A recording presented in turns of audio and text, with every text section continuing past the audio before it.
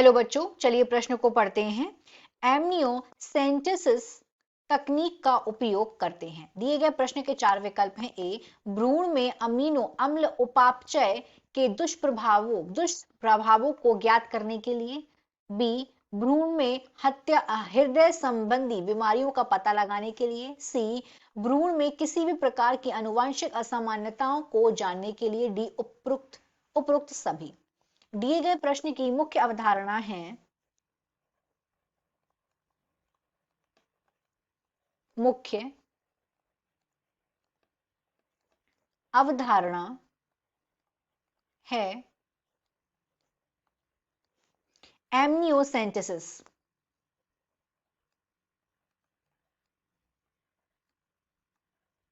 Amniocentesis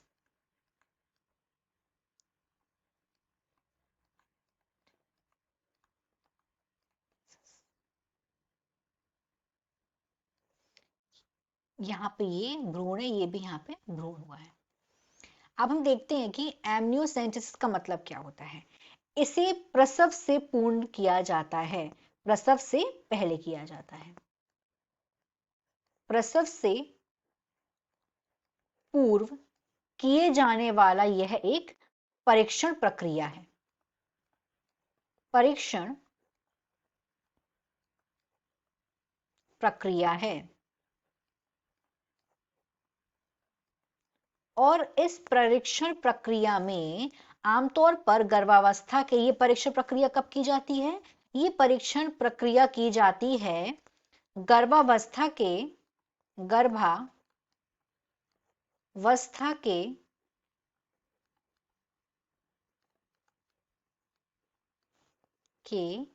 दूसरे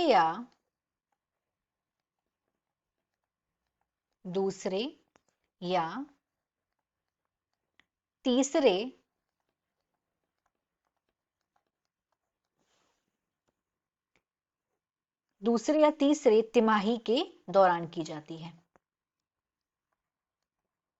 तिमाही के दौरान इसको किया जाता है।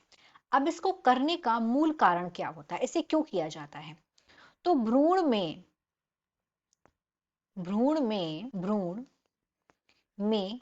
अमीनो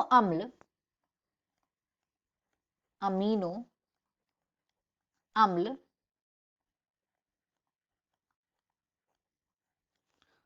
उपापचय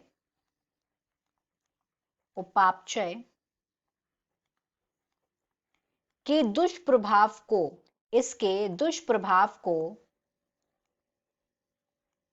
दुष्प्रभावों को ज्ञात करने के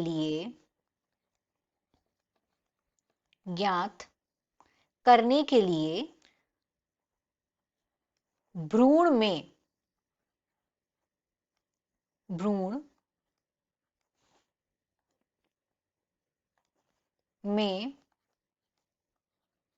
हृदय संबंधी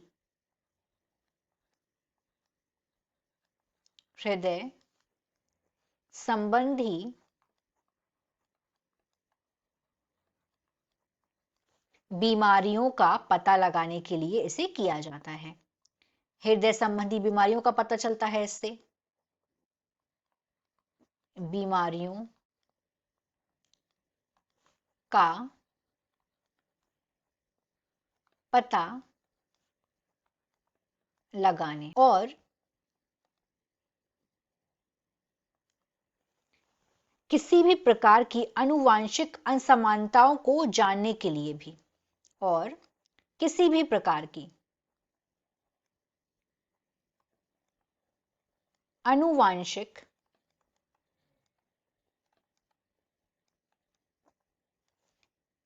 असामान्यताओं या असामान्यताओं